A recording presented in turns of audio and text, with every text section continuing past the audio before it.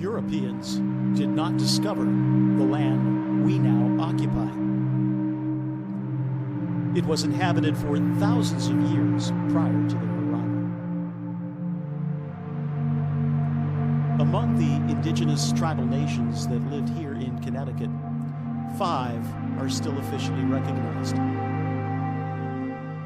Our congregations occupy the ancestral and contemporary lands of these nations.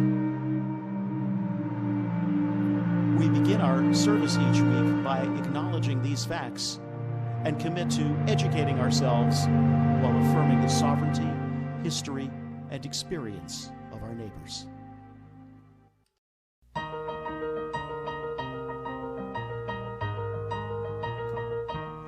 From the light of days remembered burns a beacon bright and clear, guiding hands and hearts and spirit into faith set free from fear.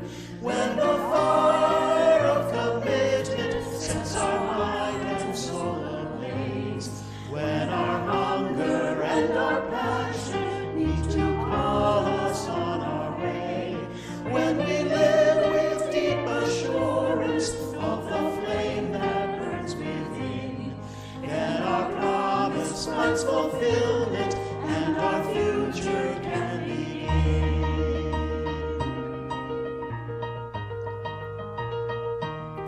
From the stories of our living rings a song both brave and free, calling pilgrims still to witness to the life of liberty.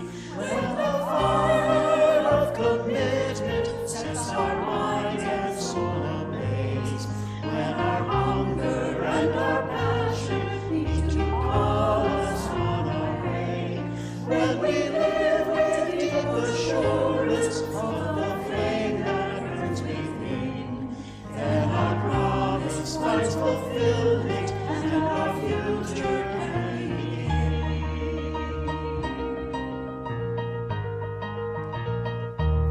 From the trees of youthful vision comes a new prophetic voice, which demands a deeper justice built by our courageous choice.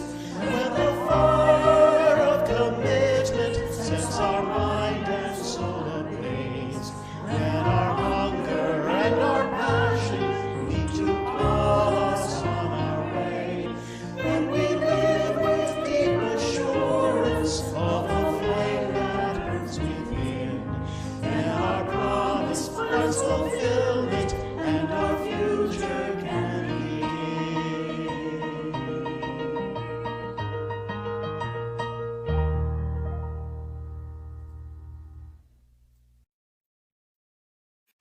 Good morning on this summer Sunday. I'm the Reverend Tony Lorenzen, the minister at the Mattatuck Unitarian Universalist Society and the Unitarian Universalist Church in Meriden, and all of us are very happy you've decided to join us for one of our online summer services. This summer we are presenting some of the great sermons from around the Unitarian Universalist universe, and we hope you enjoy some of these powerful messages. But first, we begin by lighting the symbol of our faith, our flaming chalice. With humility and courage born of our history, we are called as Unitarian Universalists to build the beloved community where all souls are welcome as blessings and the human family lives whole and reconciled. With this vision in our hearts and minds, we light our chalice.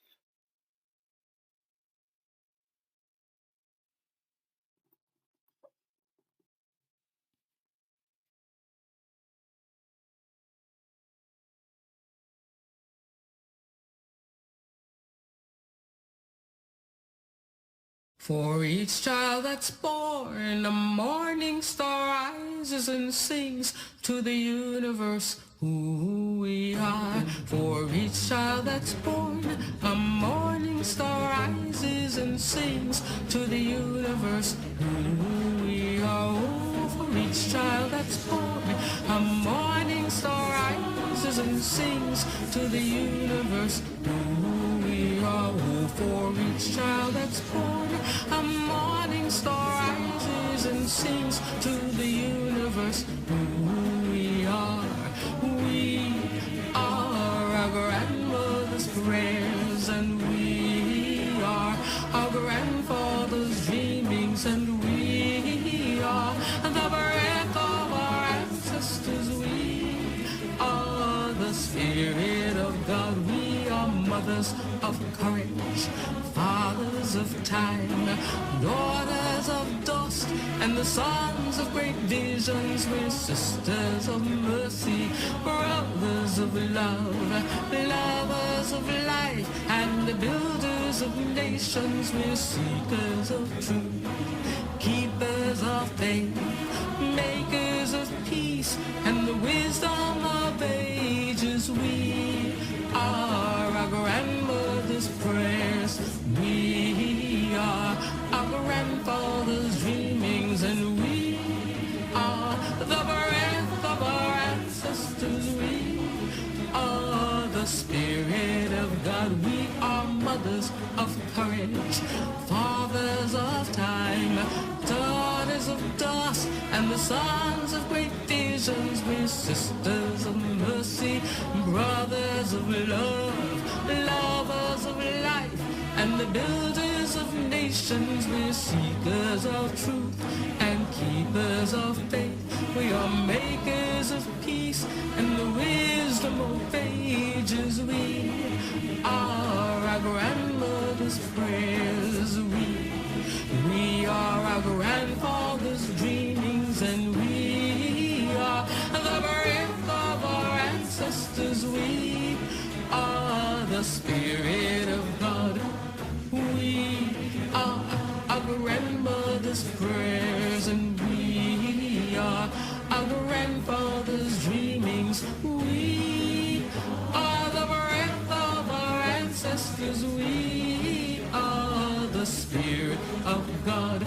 For each child that's born, a morning star rises and sings to the universe who we are. For each child that's born, a morning star rises and sings to the universe who we are. We are one.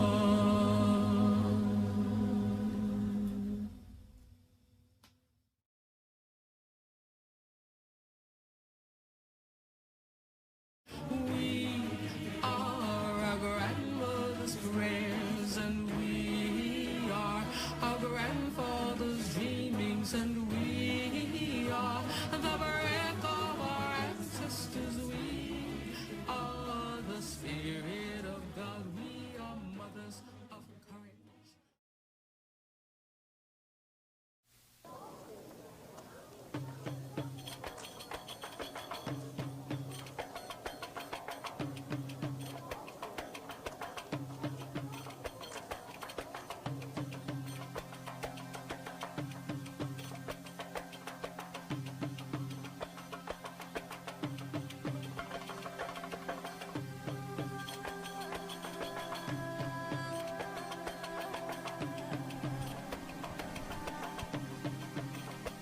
Hard times starve people's spirits as well as their bodies.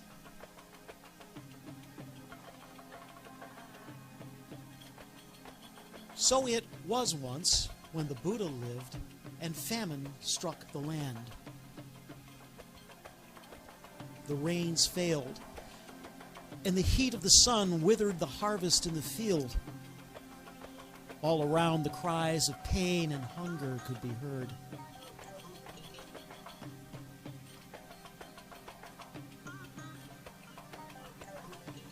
In the midst of this misery, some people grew greedy and selfish. The Buddha's followers came to him, bringing stories of sadness and shame. One merchant in town stabbed another, said one, and all for a bag of grain. I heard of someone who sold their last goat to buy some flour.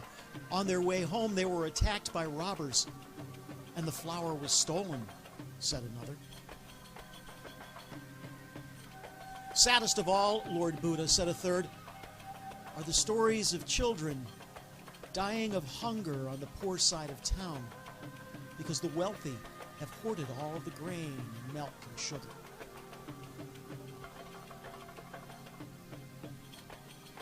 Call all the people together, said the Buddha. Let us see what we can do to help. So the Buddha's followers called a big meeting.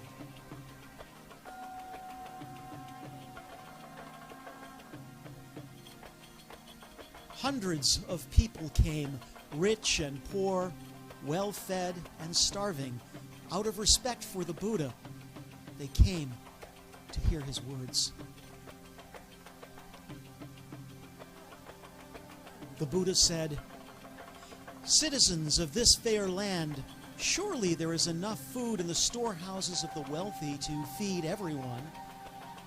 If the rich share what they have in the lean season, then you will all survive to enjoy the benefits of the next good harvest."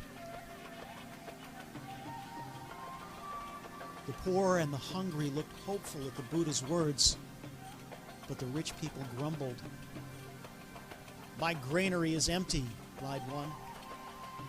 "The poor are lazy. Let them work for me. Then they can use the money to buy the food I have stored," said another. "There are too many poor people," said a third. "Let them go somewhere else."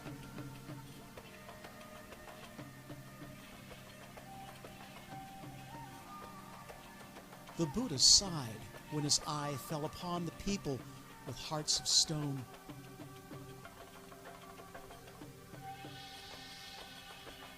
"Is there no one here," he asked finally, "who will take on the job of helping to feed the poor and homeless in these hard times?"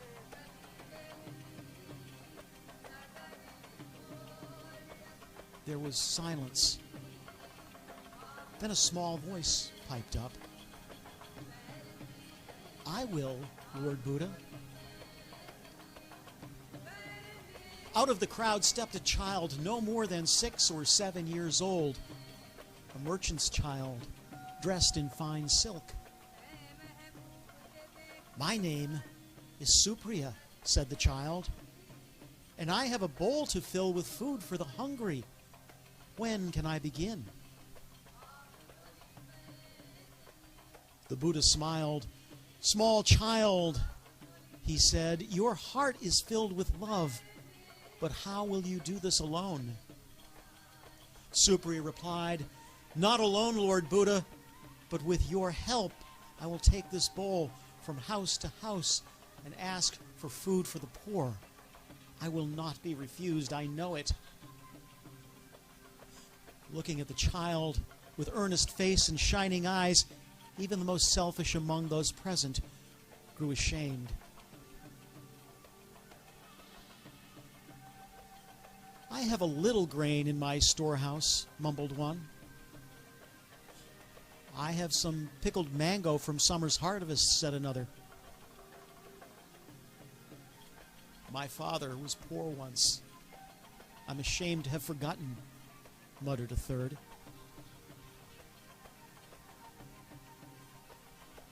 Then Supriya took the bowl and went every day from house to house in the rich part of town.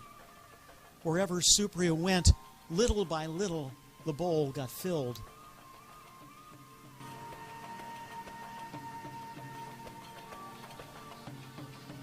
Sometimes an old grandmother would fill it with rice. Sometimes children would give up their sweets for the day. Often, others would join Supriya with their bowls and help take the food to the people who needed it. And sometimes, it is said, when Supriya was tired of walking, the young child would rest in the shade of the banyan tree. Supriya would awake to find the bowl had magically filled itself.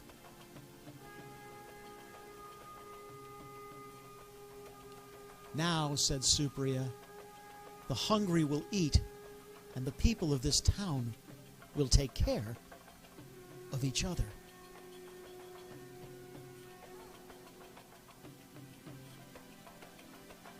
And so they did.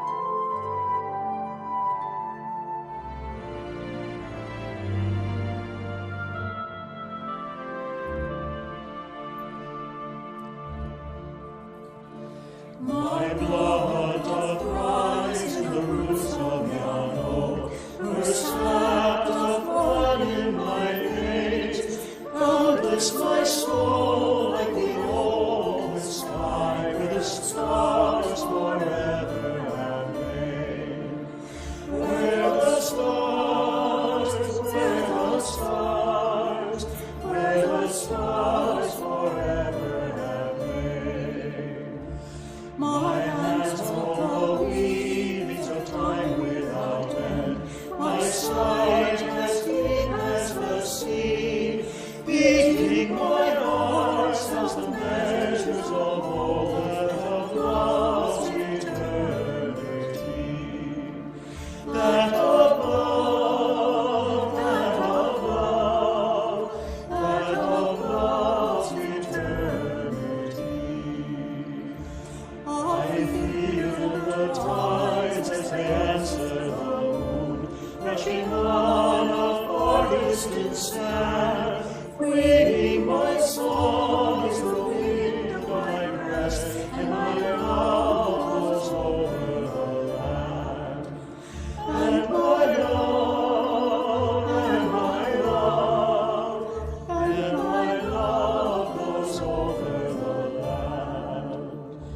My foot carries days of the old into new, our dreaming shows us the way. Oneness our faith settles deep in the earth, writing green to bring a new day. Rising green, rising green, rising green to bring a new day.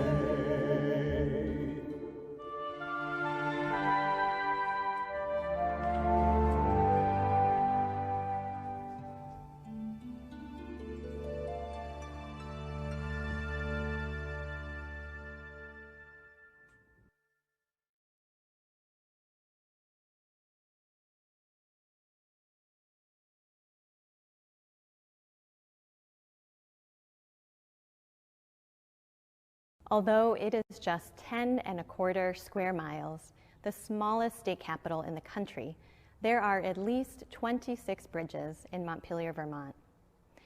Bridges speak of the water that flows beneath them, the journey into watersheds and beyond. Montpelier lies at the confluence of the flowing waters of the Dog River, the North Branch, and Winooski rivers.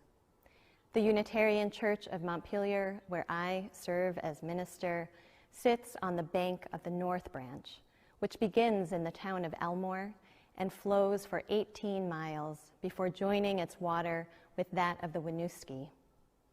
There is a bridge over the North Branch just outside our building. Winooski is an Abenaki word that means wild onion. This wild onion river flows from the town of Cabot westward for 90 miles to Lake Champlain, up to the St. Lawrence River, and eventually out to the Atlantic Ocean. Hundreds of miles from where I stand now flows the North Branch of the Chicago River, 4 blocks from the house that I grew up in on the north side of the city of Chicago. Thousands of miles from there is the bridge my father crossed in a rural village in the Philippines when he was courting my mother. The family lore goes that the bridge was impassable on the day of one of his visits, so my father had to walk carefully along a wooden plank to cross that bridge in pursuit of romance. These waterways and bridges have shaped my past and continue to shape my present.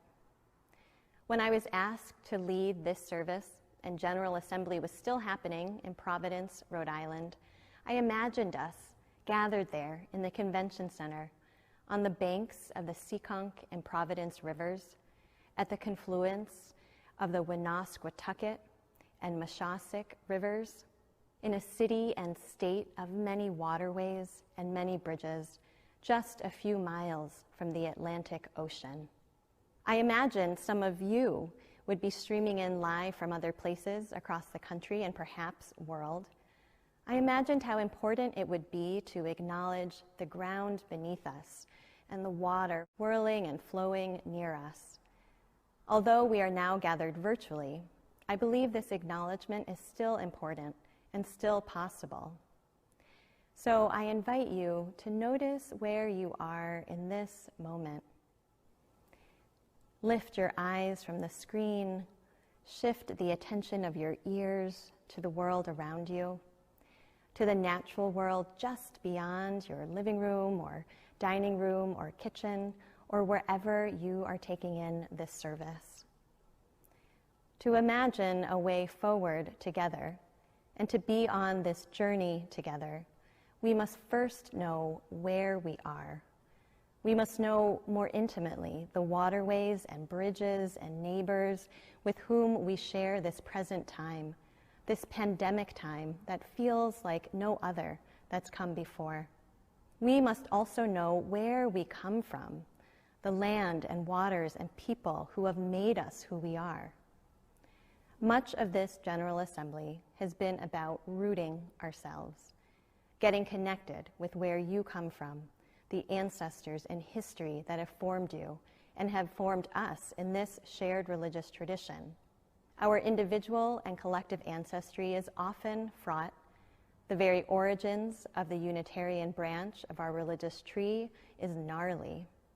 This year, 2020, marks the 400-year anniversary of the founding of the Plymouth Colony, the 400-year anniversary of the occupation of the Wampanoag land by the Pilgrims of England. Those of us who claim Unitarian Universalism as part of our roots must grapple with this part of our past, which laid a foundation for the construction of this religious tradition. That grappling is part of the journey. Olive Schreiner, whose words Asia, Clyde, and Yuri shared with you, speaks allegorically of the journey towards freedom and liberation. The imagined journey that Schreiner describes probably sounds familiar to you. The traveler wanders alone on a difficult path. The destination is far off, and the journey there is sure to be arduous and full of suffering. The elder who encounters the woman speaks truthfully of what lies ahead for her, how many will be lost and swept away, how the bridge will be built upon the bodies that have been lost. Loss is something I know many of you have grown intimately familiar with over the last few months.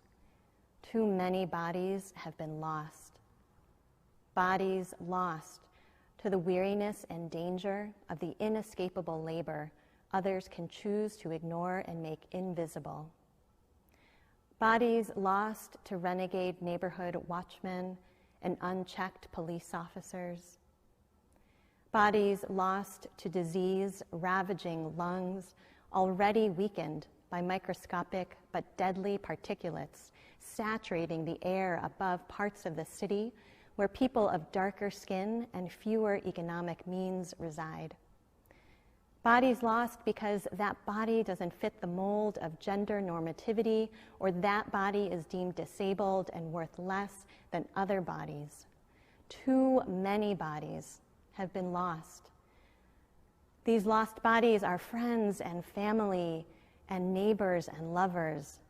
They are the named and unnamed, the known and the stranger. These lost bodies are the kin with whom we join in solidarity in the movements for liberation. Liberation is costly, said Archbishop Desmond Tutu of South Africa. Liberation is costly. Schreiner writes, and of those that come first, some are swept away and are heard of no more. Their bodies do not even build the bridge, and are swept away and are heard of no more. And what of that? And what of that? They make a track to the water's edge. They make a track to the water's edge. And she said, over that bridge, which shall be built with our bodies, who will pass? They said, all of humanity. Liberation is costly, and it is compelling. We are drawn toward it for survival. We are drawn towards it for flourishing. We are drawn towards it by the bonds that we share with one another. As Unitarian Universalists, our faith compels us towards seeking collective liberation, a liberation that recognizes we are dependent on one another and upon the earth, and that the freedom of any one of us is tied to the freedom of all of us. Many of you have been fighting for liberation for longer than memory allows you to fathom. Your fight for liberation was passed down to you by the ancestors who couldn't even dream of your existence, but whose strength and perseverance you draw upon now. Some of you are new to this struggle for liberation, or at least to the idea that somehow your own liberation is connected to your neighbors. Before this pandemic, before the current administration, Unitarian Universalists were trying to make some tracks, seeking a land of freedom, a land of justice, a land of environmental wholeness, a land free from the destruction wrought by white supremacy. Unitarian Universalists have tried to move forward with the faith and the hope that there will be better days. In these trying times, this may feel less like a statement and more truly like a question. There will be better days. Will the days that come after these be better? There is so much uncertainty in the world right now. Even if we can have some clarity about where we've been, where we are now, the future and where we are headed is like an abstract painting whose forms we can barely make out. In these times that test our readiness, how can we feel ready for what is unknown? I believe we can each learn from times in our own lives when our readiness has been tested. For me, one such time came in March of 2019 when I joined in an interfaith delegation to Honduras, including a handful of Unitarian Universalists. The purpose of the trip was to better understand the root causes of migration from that country to the United States. Early on in this pilgrimage, a smaller group of the delegation that I was a part of traveled to the Santa Barbara region to visit a community that had been resisting a hydroelectric dam project. The community of La Presa is located on the banks of the Rio Tapalapa, an indigenous Lenca word for abundance of underground water. When we arrived in our big yellow school bus, we soon learned that the only way to get to La Presa was by foot across a suspended wooden bridge about 300 feet long. I watched as a few children ran across the bridge to greet us, the bridge swaying side to side under the weight of their small bodies. I crossed the bridge with trepidation, holding on to the chain link fence at its side, sensing the uneasiness behind my knees and the relief to make it across. Like many people in Honduras, the people of La Presa were not only defending the land upon which they had built their homes, but also the sacred water, source of food and beauty, peace and joy. A primary purpose of the delegation was also to provide accompaniment to Hondurans who were resisting political repression. We were told that at the request of our local hosts, part of our accompaniment during our time would include a trip to the capital city of Tegucigalpa to offer our presence as a group of mostly United States citizens at a vigil in defense of democracy and political prisoners. The vigil would be staged outside the U.S. Embassy. Recently, the Honduran government had cracked down on protests and rallies, and the streets had remained unoccupied by the people. Students, activists, and everyday people who had been out in mass denouncing the corruption and fascism of the administration of Juan Orlando Hernandez. But in the weeks leading up to that day, people had started to slowly claim the streets once again. With our delegation's presence, the organizers knew they would have an added layer of protection, a cloak of protection woven by our privilege as holders of U.S. passports. Though I had participated in many protests and rallies, I had not been in a situation where the presence of the military was a certainty, or where the stakes felt quite so high.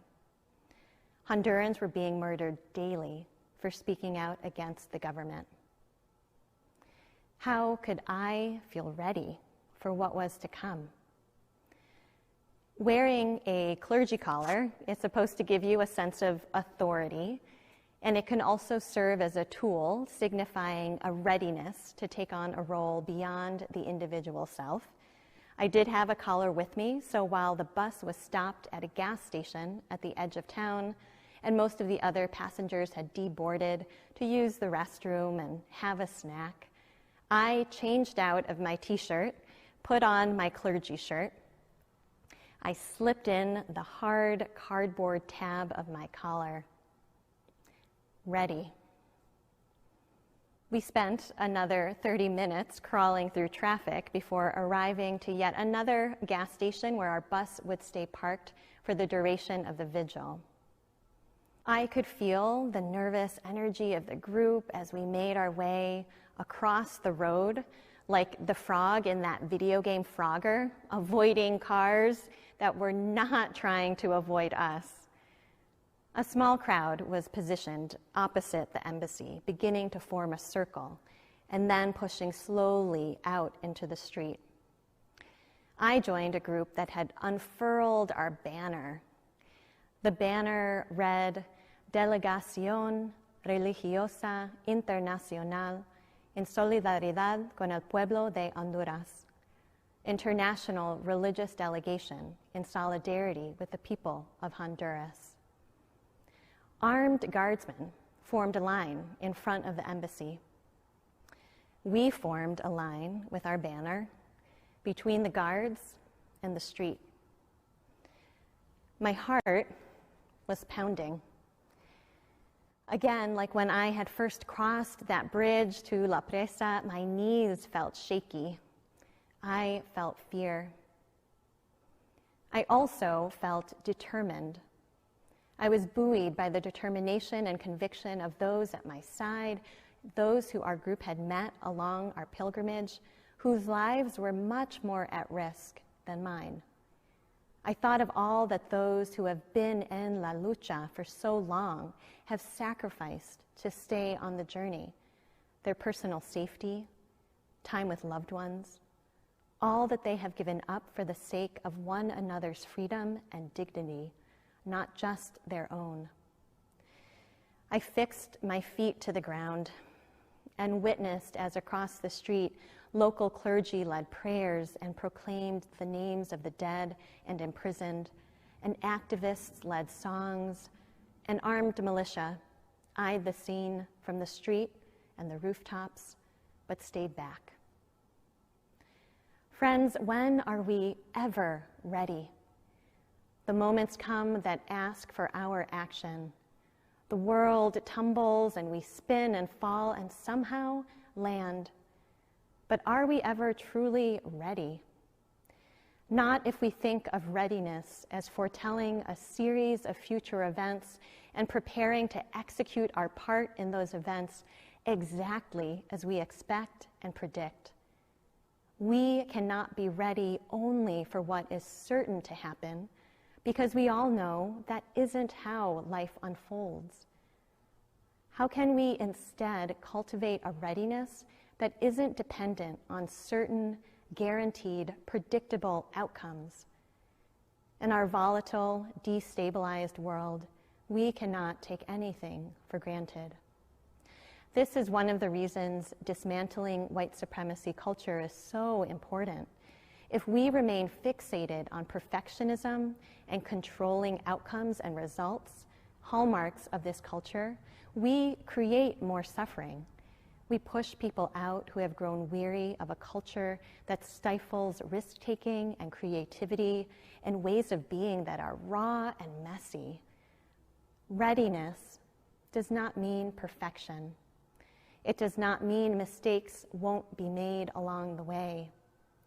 Readiness instead is open-hearted, willing to take risks, and willing to make sacrifices. Being spiritually ready means being willing to try and to make mistakes and to ask forgiveness. Being ready means looking for who was there first and learning from what has already been done. For some of us, especially those whose voices have historically lived in the center of power, this means being humble and quieting down those voices. For others, being ready means trusting ourselves to take up space and making our voices louder. Being ready also means remembering that we don't do any of this alone just for the sake of our own individual survival. The individualism so strongly ingrained into our secular and our Unitarian Universalist culture has a rugged and reckless streak. When we instead embrace our interdependence, we can see that there is a sacredness in the sacrifices we make as individuals for the collective good and for collective liberation. Even when we are surrounded by uncertainty, we can, with clarity and conviction, be ready to set aside the pursuit of our individual comfort and instead take up the shared work of moving forward towards liberation together. We cannot prepare ourselves for a predictable future. That is the only guarantee at the moment. Yet we can faithfully, truthfully, and lovingly ready ourselves to continue as travelers, as elders, as bridge builders. Olive Schreiner writes, "And I dreamed a dream. I dreamed I saw a land, and on the hills journeyed brave people, hand in hand, and they looked into each other's eyes, and they were not afraid. And I saw the women also hold each other's hands, and I said to him beside me, 'What place is this?' And they said, 'This is heaven.' And I said, 'Where is it?' And Z answered, 'On earth.' And I said, 'When shall these things be?' And Per answered, 'In the future.' The heaven that we dream of can be, must be here on earth. And we're not just waiting for it to arrive in some distant future. In this present moment, we are part of creating that heaven on earth, the land of freedom that so many, too many, have lost their lives in the process of seeking out. To cross that bridge to the land of freedom, we each have to dig in deeper to where we are right now. The coronavirus pandemic is forcing us to stay put, to stay local. So how do you build intimacy and relationship with the people and the land right where you are? Can you tune into the heartbeat of the earth and the heartbeat of your human neighbors, and hear your own heartbeat right alongside? Can you feel the wave upon wave of grief and sorrow and also determination, and take one more breath and then the next? In this corner of the world where I live and serve, folks in my congregation and the broader community have been making tracks to the water's edge. Some cautiously eyeing that bridge, some charging towards it with urgency, creating the world as we know it can be. They have joined in creating and sustaining mutual aid networks. They have set up face mask making operations in their own homes. They make calls to voters all around the country. They have organized car protests in front of ICE offices to free them all. And I know that wherever you are, there are people digging in deep, holding fast to the belief that, in the words of Reverend Teresa Soto, all of us need all of us to make it. The way ahead is not like any of us could have imagined a year ago or 6 months ago, let alone 3 months ago. Our creativity and our will is being tested and stretched. Not all of us are going to do this work the same way. And there are many roles to play in our movements towards collective liberation. We make tracks, sometimes taking different paths, with a longing that burns brightly in our hearts for those better days. However you engage in the necessary and faithful work of making those tracks and crossing over that bridge, let it be real and concrete. Let it be a manifestation of your love. Let it be persistent and insistent. Let it be joyful. Let it be full of song and laughter. Let us keep on moving forward, joined with others, hearts stretched towards one another across distance, in the service of love. Always love.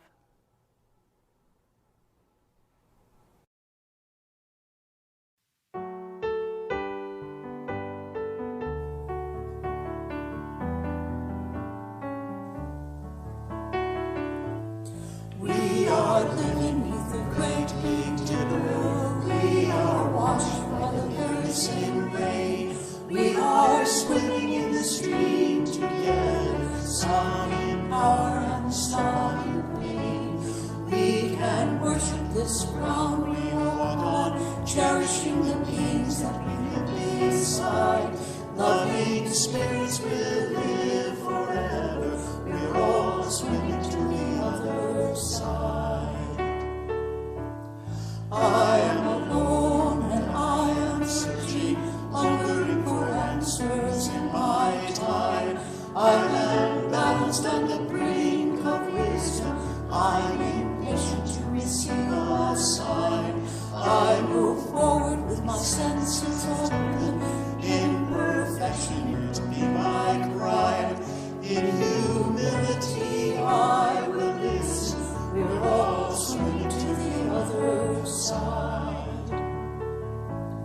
On this journey through thoughts and feelings, finding intuition in my heart, I am gathering the tools together. I'm preparing to do my part. All of those who have come before me, and together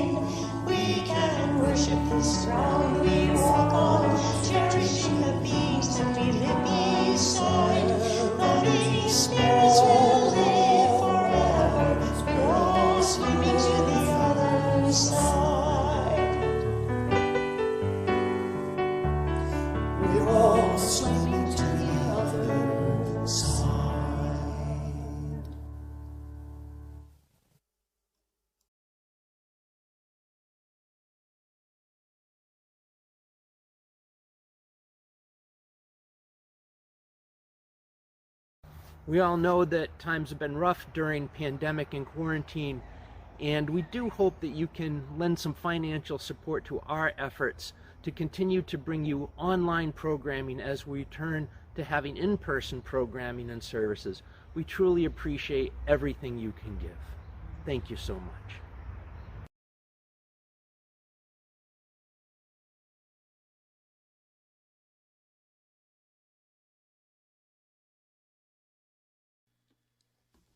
Our service may be drawing to a close, but there's always coffee hour.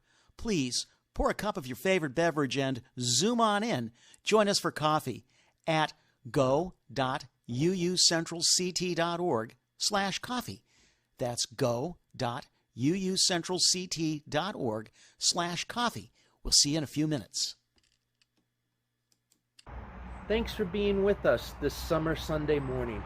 We hope you enjoyed our message and our service today. We wish you a wonderful summer. Remember that even though the chalice is out, we take that flame with us in our hearts wherever we go. Go in peace, holy ones. We'll see you soon.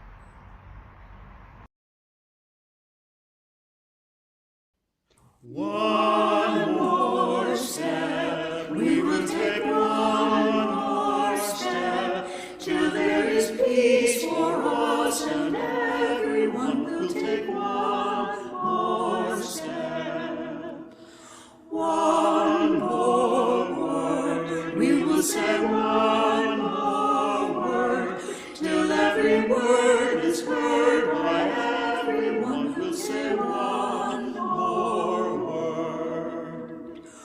One more prayer, we will say one more prayer, till every prayer is shared by everyone will say one more prayer. One more song, we will sing one more song, till every song is sung